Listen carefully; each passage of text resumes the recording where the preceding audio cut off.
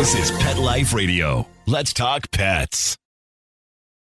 ER Vet is brought to you by Carnivora. Get healthy and stay healthy with nature's nutritional powerhouse.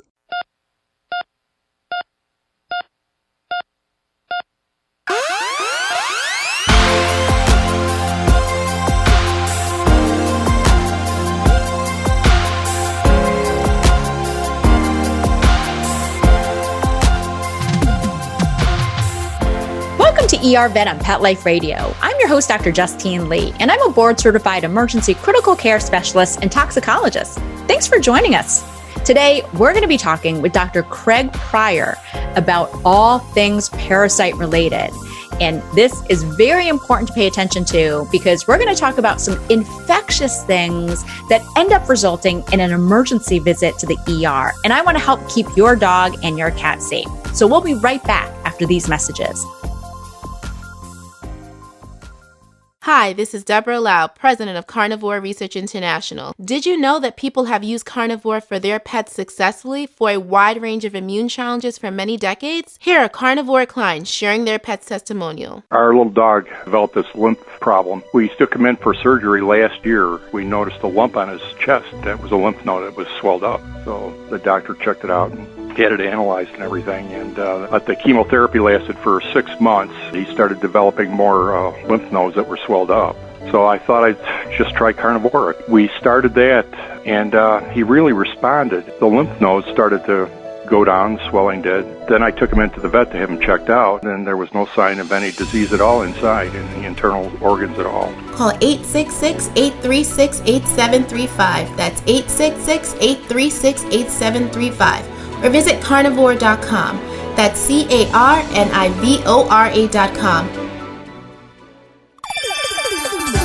Let's Talk Pets on PetLifeRadio.com.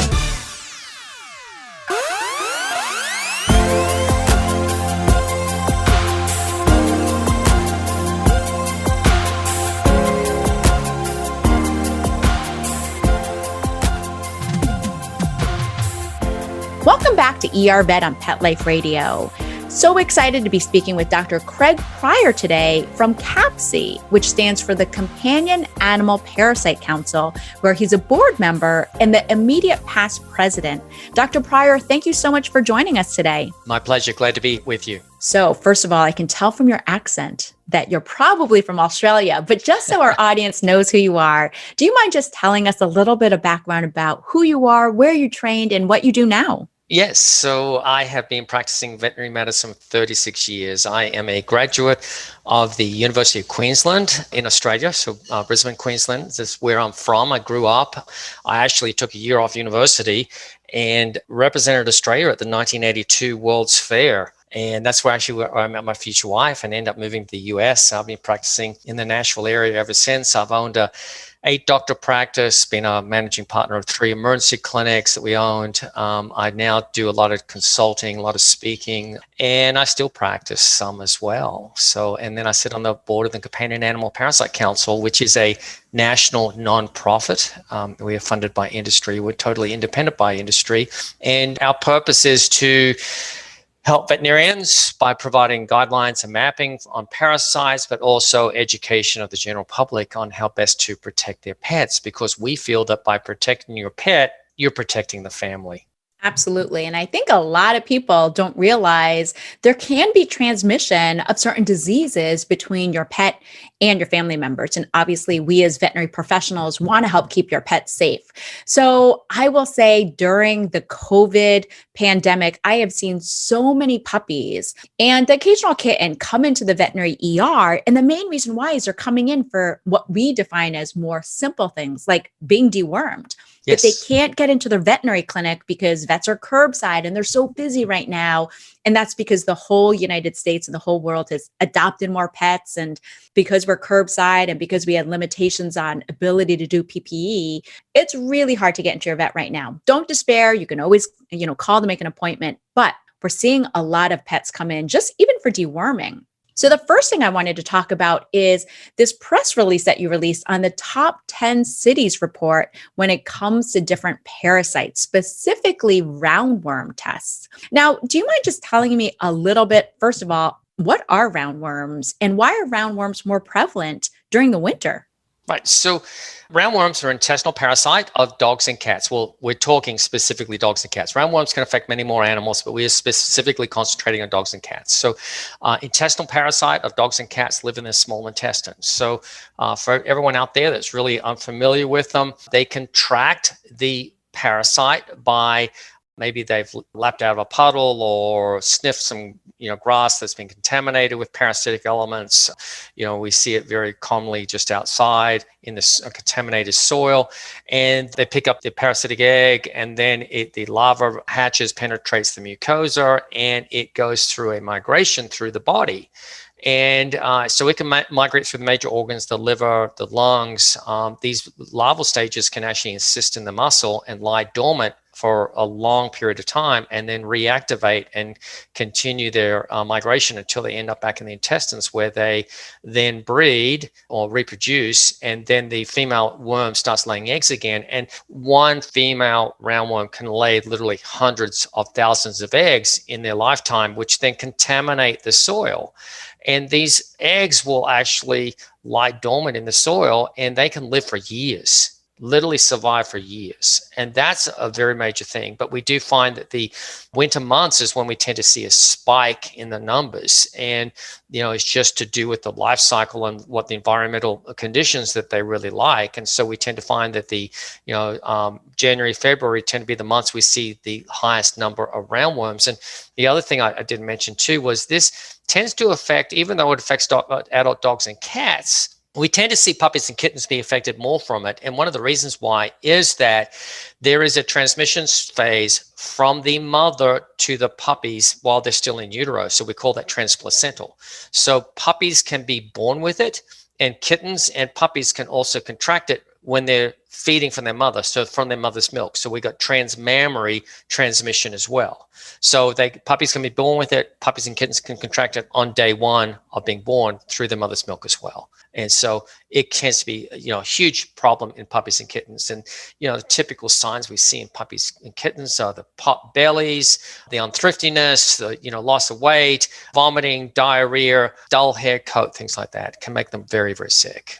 All right. So great point. Remember, puppies and kittens can get roundworms from their mother, either through the placenta or by nursing. And so my assumption as a veterinarian is we just automatically assume all puppies and kittens have roundworms. Correct. And, I'm going to say I was shocked when I saw this list of the top 10 cities that had the highest percentage of roundworms. So if you live in Charleston, West Virginia, Mobile, Alabama, Wichita, Kansas, Killeen, Texas, Little Rock, Arkansas, Miami, Florida, Memphis, Tennessee, Alexandria, Virginia, which is right outside of DC, Winston-Salem, North Carolina, and I apologize if I'm hacking this, but Visalia, California. And so these are warmer southern areas or warmer areas in general. Now, I'm based out of Minnesota, and I still see a ton of roundworm. So really important that you be aware of this. Now, is roundworm hard to treat, and can a pet potentially die from a roundworm infection? I've seen puppies that have got obstructions, but they have so many adult roundworms that they actually get intestinal obstruction from it. So it is potential. It makes them very, very sick in the young animals. It's so easy to treat. It's not an expensive thing to treat. It's very simple for your veterinarian to treat your pet. And I think that one of the key elements is that it is so easy to prevent.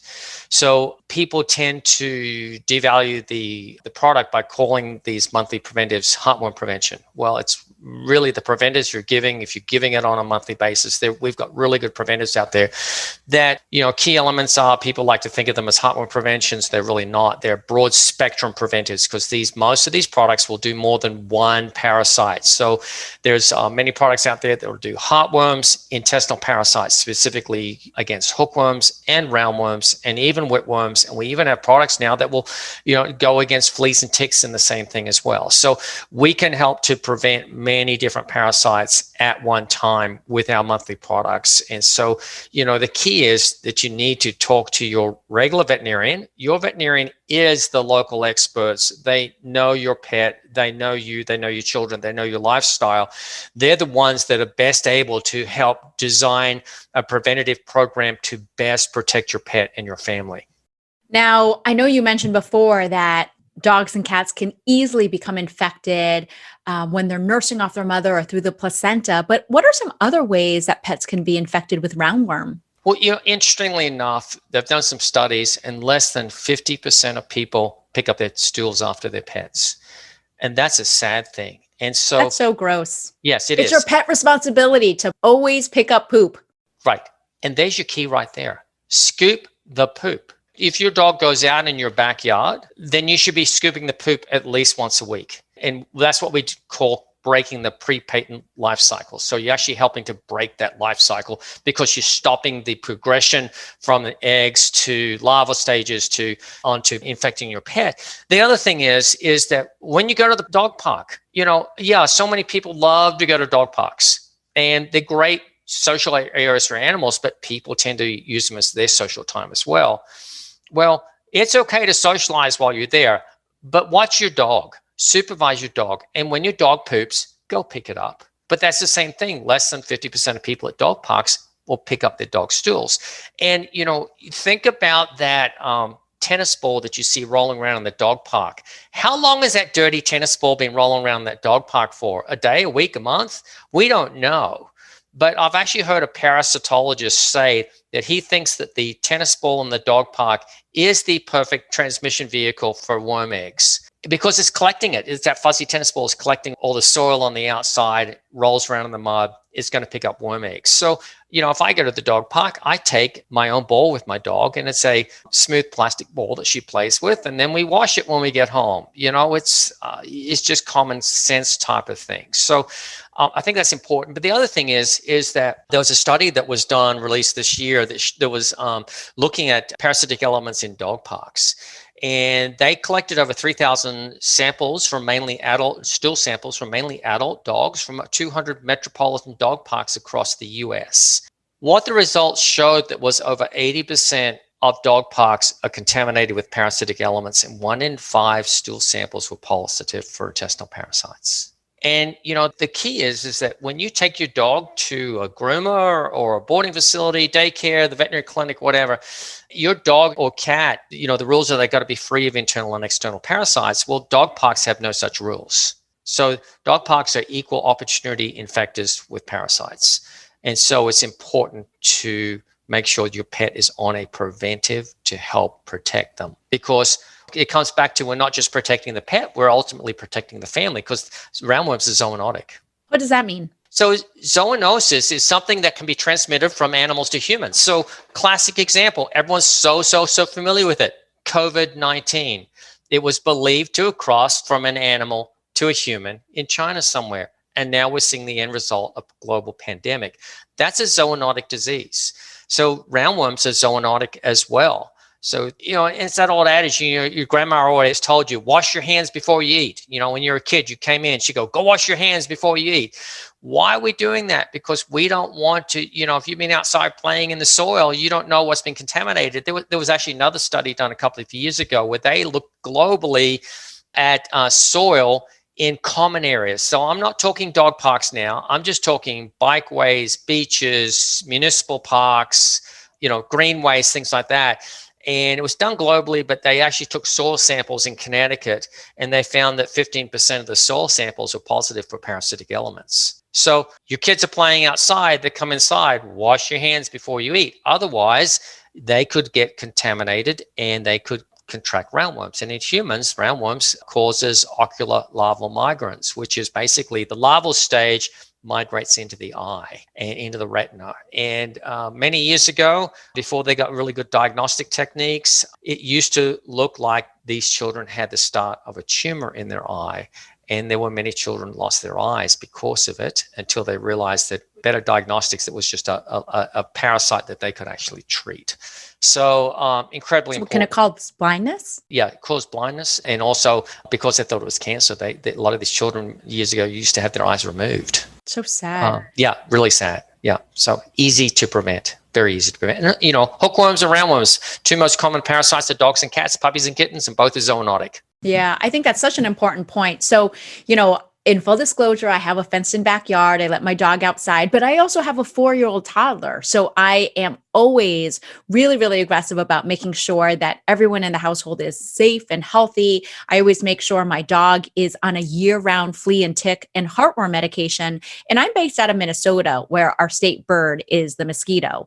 But I also know that I worry about that zoonotic risk. No chance do I want my child to get any kind of lesions. Kids are just dirty.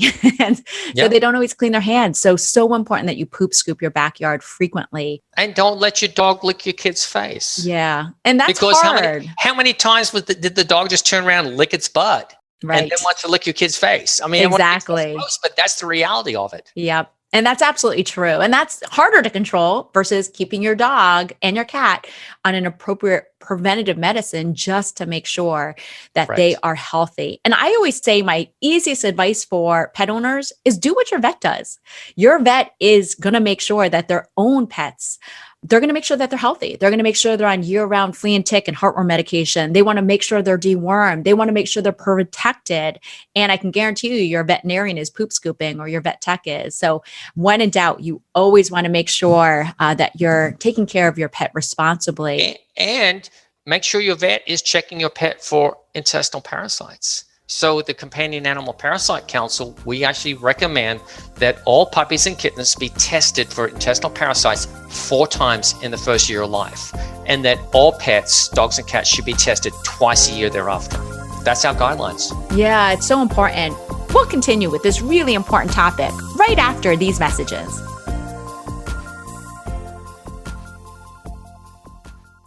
Hi, this is Deborah Lau, president of Carnivore Research International. Did you know that people have used carnivore for their pets successfully for a wide range of immune challenges for many decades? Here are carnivore clients sharing their pet's testimonial. My cat had issues that developed in his eye, and 6 months later, they had to go ahead and scrape the eye. And 3 months later, the same ulcer came back on in the same eye. So my veterinarian said, you know what, let's go ahead and remove the eye. So that night, I heard the carnivore advertising. So I said, you know what, I'm going to order this product. That way, at least I tried. They did the procedure. They did all the tests. To their surprise, they said, I don't know what you did, but I'll see you in 2 months. I kid you not. This product saved his eye. Call 866-836-8735. That's 866-836-8735. Or visit carnivore.com. That's carnivora.com. Macmillan Audio presents When Harry Met Minnie, a memoir from Martha Teichner, CBS Sunday Morning News correspondent. More than just a boy dog meets girl dog fairy tale, what transpires is a deep and meaningful friendship between 2 women with complicated lives and a mutual love of bull terriers. Order When Harry Met Minnie today, wherever audiobooks are sold. Let's talk pets. Let's talk pets On Pet Life Radio. Pet Life Radio. PetLifeRadio.com.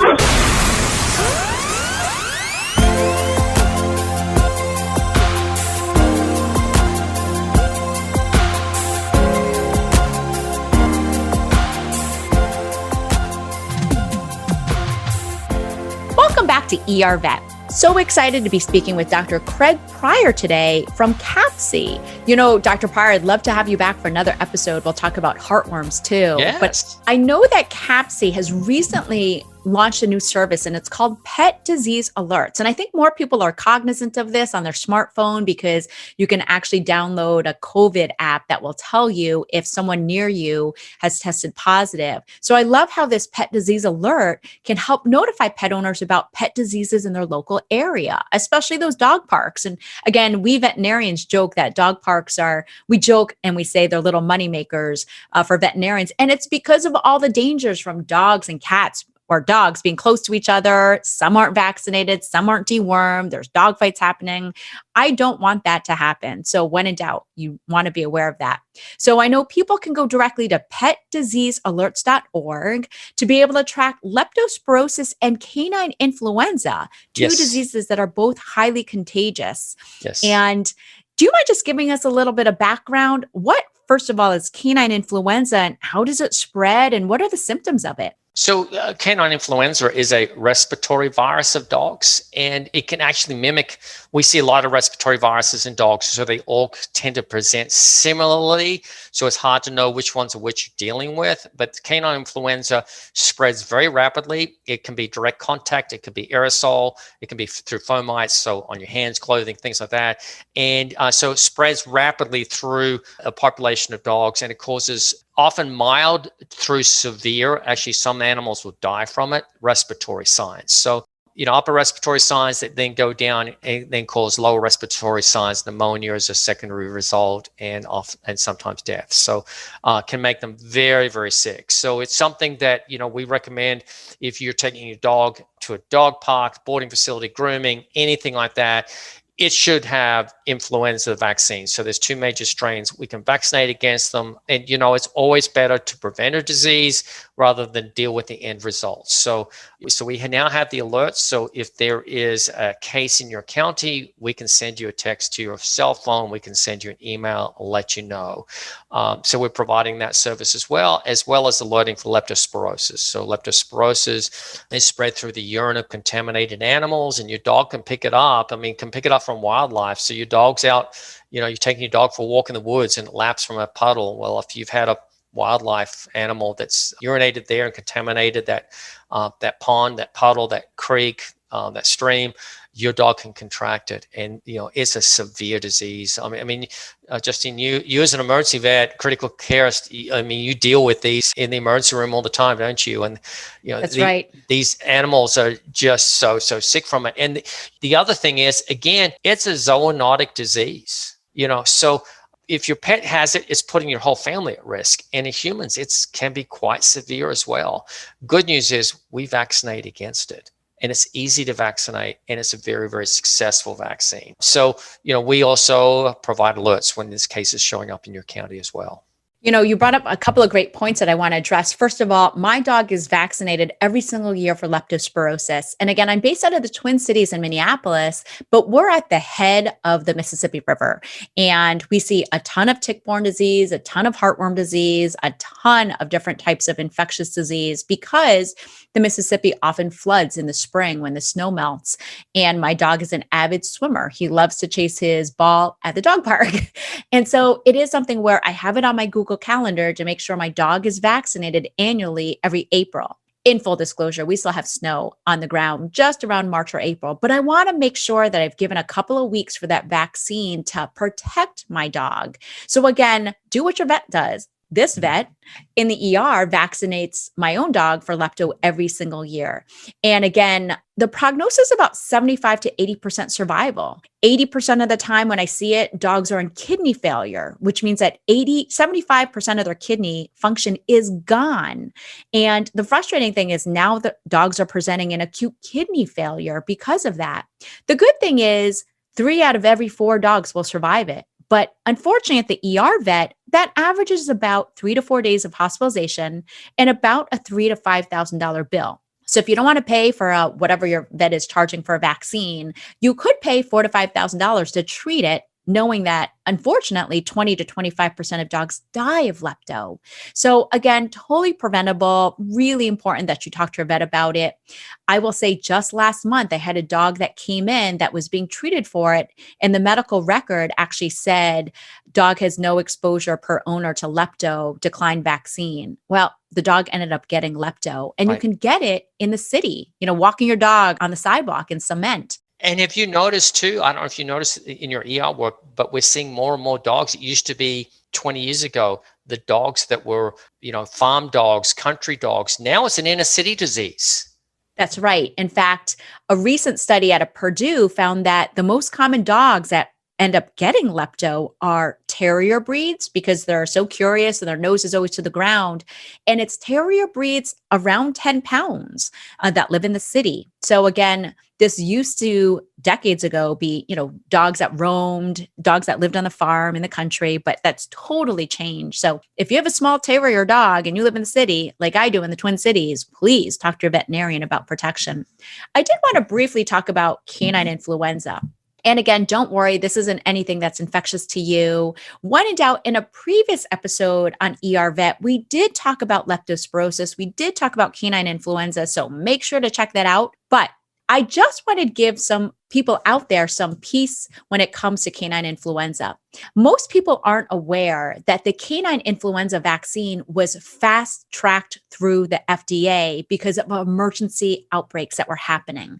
And this occurred a few years ago, but I know everyone's kind of freaking out because the FDA has fast-tracked the COVID vaccine. Please be aware, this has happened in veterinary medicine before, and it is safe. So obviously, when in doubt, talk to your veterinarian or your MD.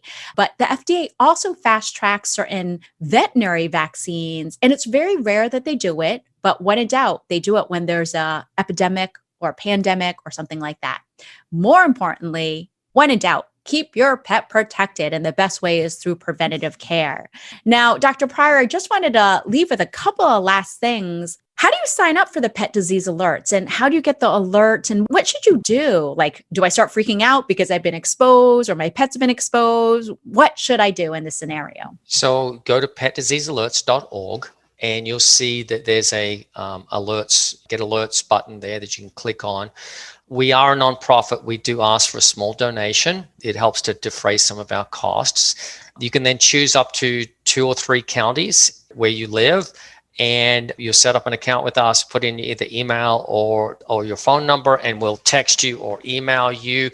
And so what do you do when you get alerts? Well, I'd call my veterinarian. I'd say to my veterinarian, hey, there's been an outbreak of lepto, or there's been an outbreak of flu in our county.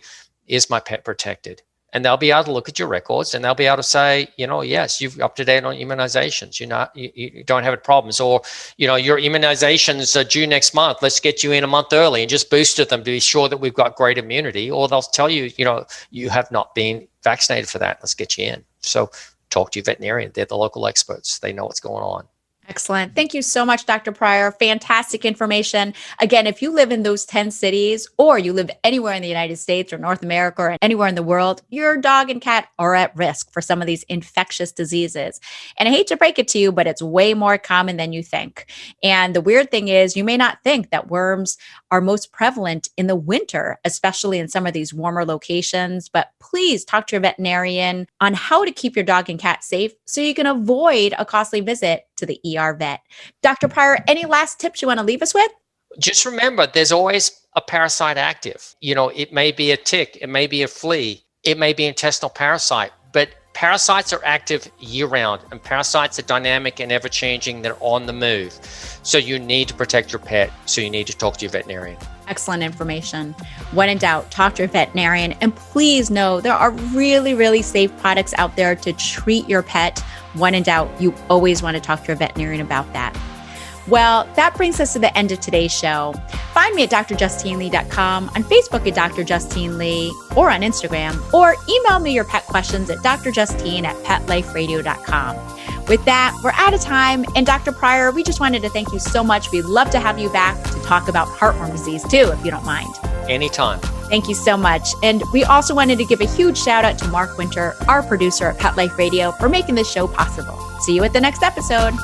Let's Talk Pets, every week on demand, only on PetLifeRadio.com.